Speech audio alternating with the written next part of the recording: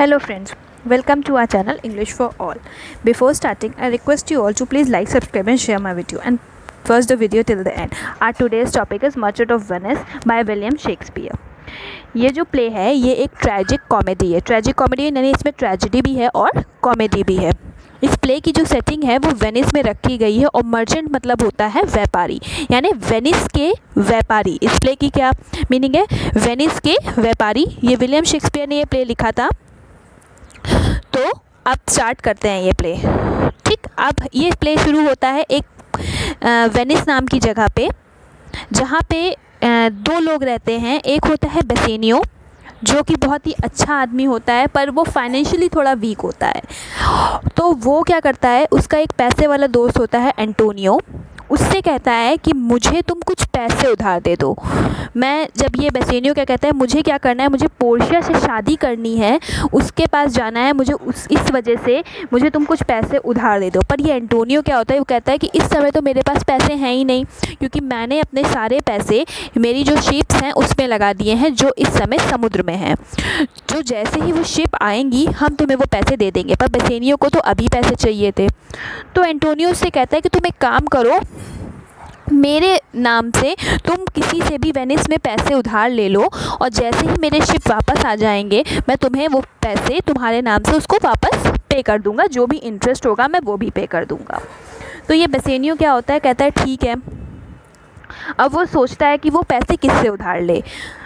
तो अब वो लोगों को ढूंढ रहा होता है कि कोई ऐसा हो जो उसे पैसे उधार दे दे ताकि वो पोर्शिया से जाकर के शादी कर ले बेलमोंट में। अब इधर पोर्शिया क्या होता है, पोर्शिया के जो फादर होते हैं उन्होंने एक विल सेट की होती है। उस विल में क्या होता है, वो लिखा होता है कि जो भी इंसान पोर्शिया से शादी करना चाहता है उसको उस विल में लिखी शर्त को मानना पड़ेगा। तो बेलमोंट में जो पोर्शिया होती है उनकी शादी करने के लिए बहुत जो शर्त रखी गई होती है, उस शर्त को पूरा करके ही चाहे कोई भी हो उसको शादी करनी पड़ेगी। पोर्शिया की एक मेट होती हैं जिसका नाम होता है नेरेसिया। वो भी पोर्शिया के ऑलवेज साथ ही रहती हैं, उसकी हेल्प करती हैं और उसकी एक फ्रेंड टाइप की भी होती हैं। बेलमोंट में ये पोर्शिया और नेरेसिया ये दो होती हैं, वही दोनों वहाँ रहती हैं। उनके फादर की विल के अकॉर्डिंग ये लोग क्या कर रही होती है, अपनी शादी की तैयारी कर रही होती हैं। पोर्शिया के फादर ने कहा होता है कि 3 कास्केट रखे होते हैं। कास्केट मीन्स होता है संदूक।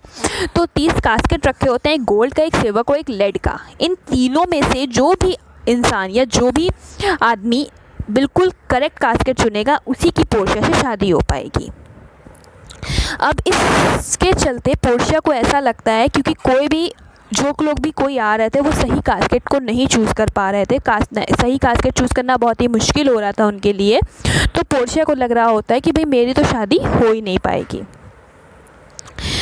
फिर क्या होता है, इधर वेनिस में जो बेसेनियो होता है उसको मनी लेंडर मिल जाता है। वो सोचता है कि मनी लेंडर मुझे मिल गया, जिसका नाम क्या होता है, शायलॉक।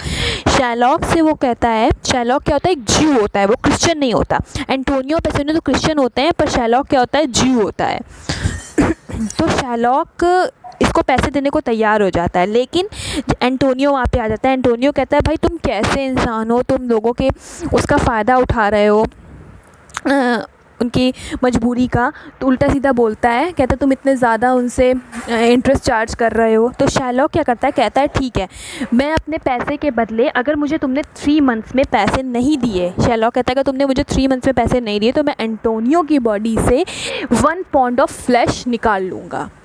मुझे पैसे, अगर मुझे 3 महीने के अंदर पैसे नहीं मिले। तो एंटोनियो अपने शिप को लेकर के बहुत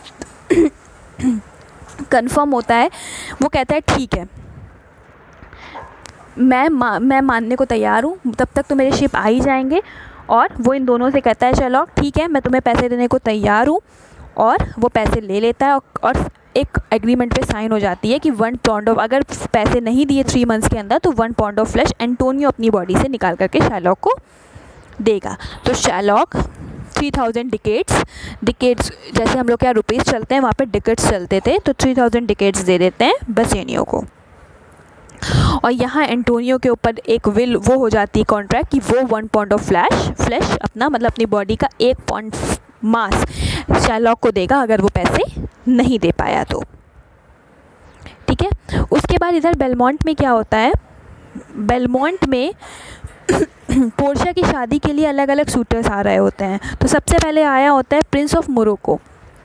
प्रिंस ऑफ मोरक्को आते हैं पोर्शिया से शादी करने के लिए, पर वो गलत कास्केट चुन लेते हैं, वो गोल्ड का कास्केट चुन लेते हैं और इस तरीके से वो गलत कास्केट होता है, पोर्शिया की शादी उनसे नहीं हो पाती है प्रिंस ऑफ मोरक्को से। तो बेलमोंट में यहाँ पे ये हो रहा होता है, अलग अलग शूटर्स आ रहे होते हैं पोर्शिया से शादी करने के लिए। इधर बेसेनियो क्या होता है, उसका एक दोस्त होता है लोरेंजो, जो कि शैलॉक की बेटी जेसिका उससे प्यार करता है। और जेसिका क्या करती है, अपने फादर जब उसके गए होते हैं एंटोनियो के यहाँ पार्टी होती है उसमें, तो जेसिका क्या करती है, अपने फादर का कई सारा पैसा चुरा करके इस लोरेंजो के साथ भाग जाती है। तो लोरेंजो होता है क्रिश्चियन, जेसिका उसके साथ भाग जाती है अपने पापा का फादर का कई सारा पैसा ले करके। जब उनके पापा घर पे नहीं होते तो वो भाग जाती है। इधर बेलमोंट में प्रिंस ऑफ आर्गन आए होते हैं, वो भी सिल्वर कास्केट चुन लेते हैं, जो वो भी गलत निकल जाता है, तो उनकी भी शादी पोर्शिया से नहीं हो पाती है। पोर्शिया इधर बहुत दुखी होती है, सोचती है कि मुझे तो लगता है कि मेरे से कोई शादी कर ही नहीं पाएगा, ठीक है, क्योंकि यहाँ तो कोई चूज ही नहीं कर पा रहा सही कास्केट। अब इधर बेसेनियो क्या होता है, ये बेलमोंट पहुँच जाता है पोर्शिया से शादी करने के लिए। ये पोर्शिया के लिए बहुत सारे गिफ्ट्स लेकर के गया होता है। तो बेसेनियो क्या करता है, पोर्शिया के जब बहुत सारे गिफ्ट लेके गया होता है तो वहाँ पे वो सही कास्केट भी चुन लेता है, लेड का कास्केट चुन लेता है। इधर एंटोनियो क्या होता है को अब टाइम हो गया होता है, उसके शिप क्या हो रहे होते हैं, वो नहीं आ रहे, वो कहीं गुम हो गए होते हैं समुद्र में। शैलॉक को पता चल जाता है कि जेसिका जो है वो भाग गई है। अब शैलॉक कहता है मैं सारा बदला एंटोनियो से लूँगा, क्योंकि ये जो लोरेंजो होता है वो शैलॉक और एंटोनियो का जो लोरेंजो होता है वो एंटोनियो और बेसेनियो का दोस्त होता है। तो अब बेसेनियो के पास क्या होता है, बेसेनियो और पोर्शिया आपस में प्यार करने लगते हैं, बहुत टाइम स्पेंड करते हैं आपस में और ये दोनों आपस में प्यार करने लगते हैं। शायद पोर्शिया भी चाह रही होती है कि बेसेनियो की शादी उससे हो जाए। इधर बेसेनियो भी सही हमने कास्केट चुन लेता है, लेड का कास्केट। इन दोनों की शादी फिक्स हो जाती है, ठीक है। जब इन दोनों की शादी फिक्स होती है, सही कास्केट चुन लेते हैं, ये लोग बहुत आपस में खुश होते हैं, आपस में प्यार भी करते हैं, तो ये दोनों बहुत खुश होते हैं। लेकिन फिर क्या होता है, अब अचानक से बेसेनियो के पास शैलॉक के द्वारा जो एंटोनियो के साथ किया जा रहा था, क्योंकि जो शैलॉक होता था वो पीछे पड़ा था एंटोनियो के पीछे पड़ा था कि जो है उसको जो है तुम मेरे पास, ये मेरे पीछे पड़ा है, मुझे 1 पॉइंट फ्लैश जो है ला के दो, मुझे 1 पॉइंट फ्लैश ला के दो। तो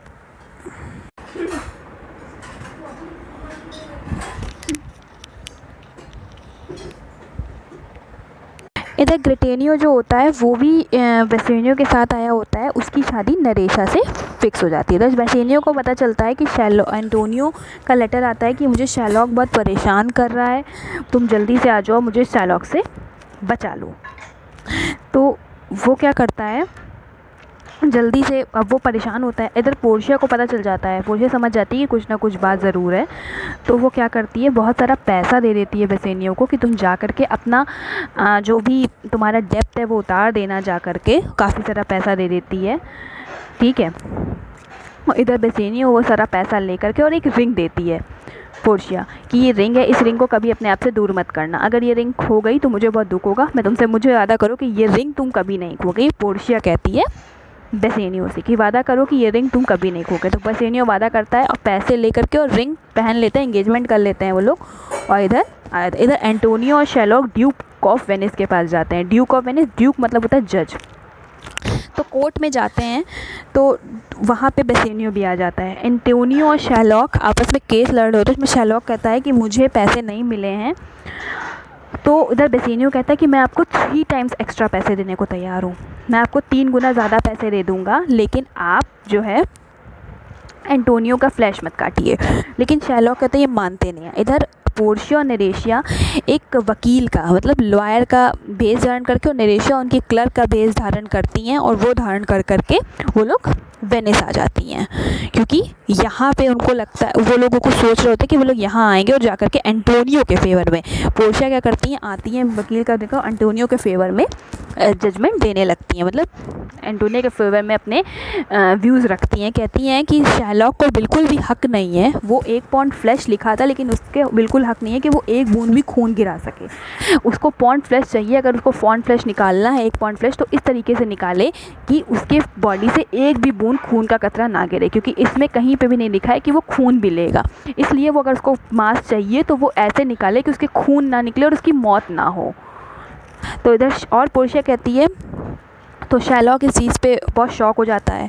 पोर्शिया शैरलॉक से पहले तो बहुत मर्सी की डिमांड करती है कि जो प्रिंस होते हैं वो इसलिए अच्छे माने जाते हैं क्योंकि वो मर्सी दिखाते हैं और गॉड भी मर्सी दिखाते हैं। तो जो मर्सीफुल आदमी होता है वो प्रिंस से भी बड़ा होता है, किंग से भी बड़ा होता है। पर शैरलॉक मानता नहीं है, उसकी वजह भी ये जजमेंट रखती है कि आप 1 भी बूंद कतरा नहीं गिरा सकते हैं खून का। तो शैरलॉक मान जाता है। अब ड्यूक और वेनिस और एंटोनियो जो होते हैं वो इन बातों से एग्री होते हैं। पोर्शिया कहती है कि शैरलॉक क्या करे, अपनी आधी जायदाद एंटोनियो के नाम कर दे।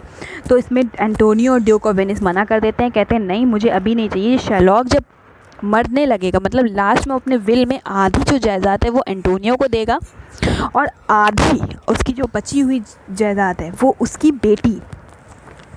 अभी तो शैरलॉक अपनी जायदाद पे रहे, अपना सब काम करे, लेकिन मरने से पहले वो आधी अपनी जायदाद एंटोनियो को देगा, पोर्शिया कहती है, और आधी जो है वो लोरेंजो और जेसिका को देगा। लोरेंजो और जेसिका जो उसकी भागी हुई बेटी थी। अब बेसेनियो क्या करता है, बाहर आता है, कहता है थैंक यू। वो अभी भी लॉयर ही समझ रहा होता है पोर्शिया को, वो नहीं समझ पाता है कि वो पोर्शिया है। वो उनसे थैंक यू कहता है और कहता है कि आप फ़ीस कितनी लेंगी, वो पैसे ऑफ़र करता है। तो पोर्शिया क्या करती है, पैसे लेने से इनकार कर देती है, कहती नहीं नहीं मुझे पैसे नहीं चाहिए आप। वो कहती है जो रिंग आपने पहनी है वो मुझे दे दीजिए। अब बेसेनियो बहुत उस कश्मकश में हो जाता है कि पोर्शिया ने तो मुझे मना किया है, मैं कैसे रिंग दे दूँ। तो बहुत परेशान होता है, लेकिन पोर्शिया कहती है ठीक है अगर आपको रिंग नहीं देनी है तो ठीक है, मुझे पैसे नहीं चाहिए, फिर मैं कुछ नहीं लूँगी। तो एंटोनियो कहता है दे दो रिंग, उसने हम लोगों की हमारी जान बचाई है तुम्हारे दोस्त की। तो बेसेनियो क्या करता है, अपनी रिंग पोर्शिया मतलब उसको लॉयर को, तो वो नहीं जानता है पोर्शिया है, उसको दे देता है। एंटोनियो बेसेनियो बच जाते हैं और लोरेंजो और जेसिका क्या करते हैं, बेलमोंट पे बहुत अच्छे से रह रहे होते हैं। वो बेलमोंट चले जाते हैं, वेनिस से भाग करके बेलमोंट पे बहुत अच्छे से वहाँ रह रहे होते हैं पहले से ही। अब पोर्शिया एंटोनियो अब वहाँ पे और बेसेनियो वहाँ पहुँचते हैं। तो पोर्शिया पूछती है कि रिंग कहाँ है, मेरी रिंग कहाँ है। अब वो उसको परेशान करती, कहती मेरी रिंग कहाँ है, तुमने मेरी रिंग खो दी और ये वो तुम बताती है। वो नहीं बताती कि मैं लॉयर हूँ, अभी भी नहीं जानते थे कि वो मैं लॉयर हूँ। तो बार बार वो बेसेनियो को परेशान कर रही होती कि तुमने मेरी रिंग खोवा दी है, तुमसे मैंने कहा था कि ये रिंग मत खोवाना, लेकिन तुमने मेरी रिंग खोवा दी, तुमको मुझसे प्यार ही नहीं करते हो, ये वो। तो बेसेनियो पोर्शिया को बताता है कि वहाँ वेनिस में ये हुआ था, वहाँ पे एक लॉयर आई थी, उस लॉयर ने ऐसा ऐसा किया था, इस वजह से ये रिंग मुझे देनी पड़ी थी। तो एंटोनियो भी उसको बताता है कि हाँ ऐसा हुआ था पोर्शिया को। तो पोर्शिया इस बात में कहती है ठीक है ऐसा हुआ था तो ठीक है, पर मैं क्या करूँगी, मैं मान लेती हूँ और बताती है कि हाँ मैं ही वो लॉयर थी। और उसके बाद क्या होता है, सब कुछ अच्छा हो जाता है। नरेशिया और ग्रेटोनियो की शादी हो जाती है, लोरेंजो और जेसिका खुश होते हैं और बेसेनियो और पोर्शिया की भी शादी हो जाती है। यहाँ पे ये प्ले ख़त्म होता है। Thank you for watching.